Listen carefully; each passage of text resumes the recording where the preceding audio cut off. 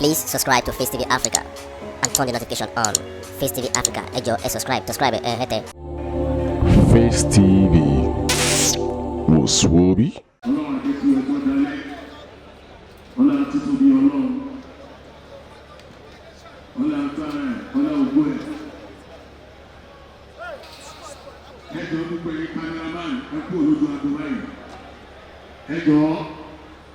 Ẹ jẹ́ kí ojú agbo yìí kó clear lọ́wọ́ padà. Ẹ bọ́ sí ẹ̀gbẹ́ ẹ jọ̀ọ́. Ẹlẹ́dìí wàásù àná nípa sọ́mà náà ti wọlé. Prógámù náà bẹ̀rẹ̀ báyìí inshallah. Alhamdulillahi rabbil alamin. Alhamdulillah.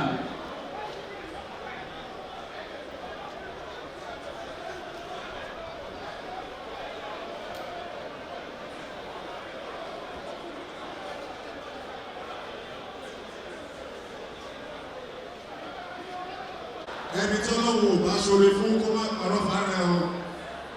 Takbir! Ẹ bá mi wo ẹni tó wà lẹ́gbẹ̀ẹ́ yín, ẹ fọwọ́ pé èèyàn náà kẹ́ ní àìṣoríire. I'd like to announce the arrival of my friend and brother, the lover of his mother, the son of late Alaja and Pigeons. بسم الله الرحمن الرحيم. الحمد لله الذي سوى الموت بين الخلق سرا. أما نفرق يوما بين الحنان والأنعام ولا بجانب والدي أعطي القرآن أسكت دلائل الخيرات. Bàbá wa Sheikh Muyideen Ajani Bello oníwàásí àgbáyé wọ́n á dùn bá lẹ́tọ̀ fún wa.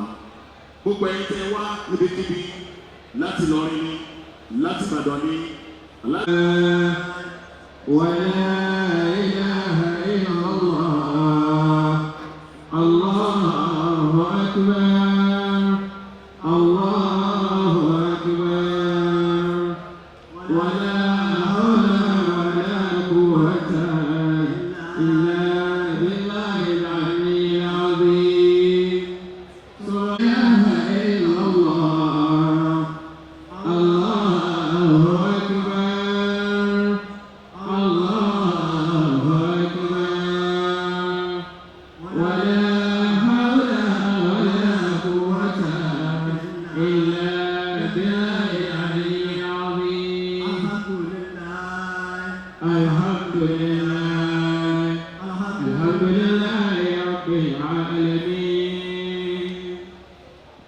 Jókòó padà láti bẹ̀rẹ̀ ìjókòó wa pẹ̀lú àdúrà ìbẹ̀rẹ̀. We are moving to the next item. Àwọn ẹ̀kọ́ bí àwọn akọ́ládé, àwọn ọmọkùnrin, àwọn jagun, àníbà, gbogbo yín láti níbikíbi tí ẹ ti wá, àwọn ayétòrò, alhamdulillah. Tó, a bọ̀ síbi Al-Qur'an, àwọn arìnbó, àkìyí o, yẹ ẹ̀rí kó wa. بكرامية مرضية وادخلي في عبادي وادخلي جنتي. السلام عليكم ورحمة الله وبركاته. أعوذ بالله من الشيطان الرجيم. بسم الله الرحمن الرحيم.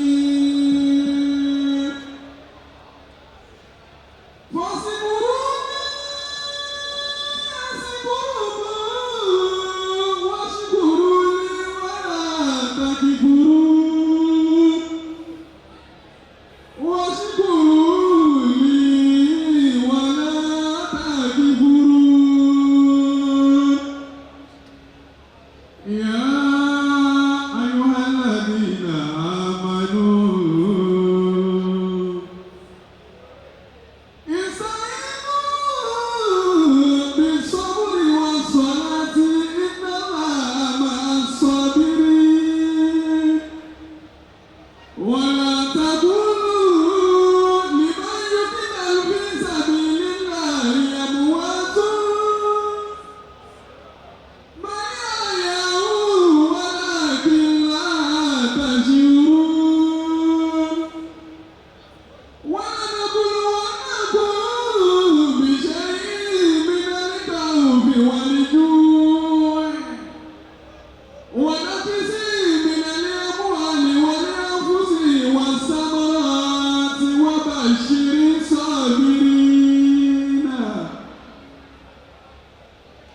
الذين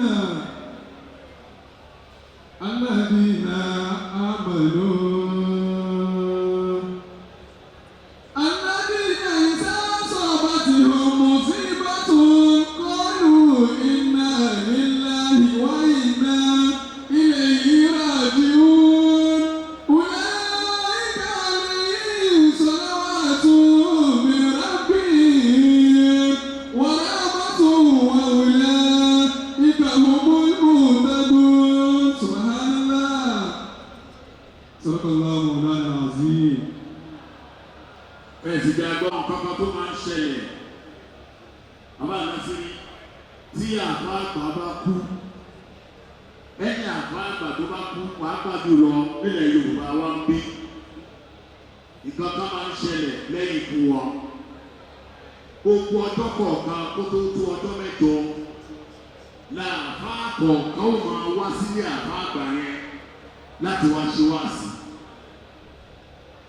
gbogbo ọjọ́ àbá àgbà pàápàá jùlọ ní South West wá bí tí ó kó tó tí ó fi di ọjọ́ mẹ́jọ àáfà kọ̀ọ̀kan ò máa wá láti bíbí láti wá ṣe wá sí rẹ̀ irú orí ńlá yìí lọ́nà tó màmá tó bí láì sí pé ránṣẹ́ bí àáfà kan láti jọ́ tí màmá ti wọlé màmá kọ̀ ní jáìlá níjọ́ tí màmá ti wọlé làáfà kọ̀ọ̀kan ti wá láti Ìlọrin láti Ìbàdàn láti Ẹdẹ láti Òṣogbo àìmọye àbá àjọkù ń bí ó dá sí pé ìyá Pasuma kú ìyá Pasuma kú gẹ́gẹ́ bí pàtàkì Islam tí Pasuma gẹ́gẹ́ fúnra rẹ̀ tí ò gbé Islam yẹn pamọ́ èrè ìyá yẹn jẹrẹ o gbogbo tí Pasuma bá ń ṣe láyé kò sí tí máa ń wí láyé kíkẹ́ àkùrá ní ọmọ ojú mi ìyá mi sì ìyá mi. بالله من الشيطان الرجيم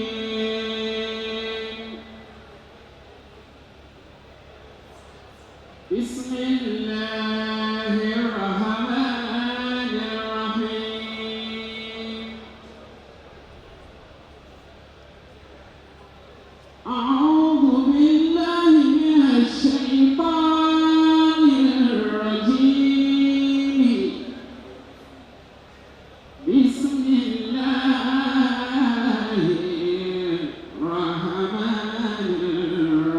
الرحيم كلا إن كتاب الأبرار لفي عليين وما أدراك ما عليون كتاب مرقوم يشهده المقربون إن الأبرار لفي نعيم على الأرائك ينظرون تعرف في وجوههم نظرة النعيم بسم الله الرحمن الرحيم إنا أنزلناه في ليلة القدر وما أدراك ما ليلة القدر ليلة القدر خير من 1000 شهر تنزل الملائكة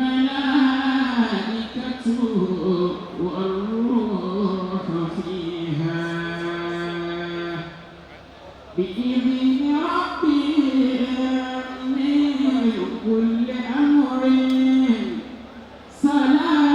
سلام هي حتى مطلع الفجر صدق الله مولانا العظيم.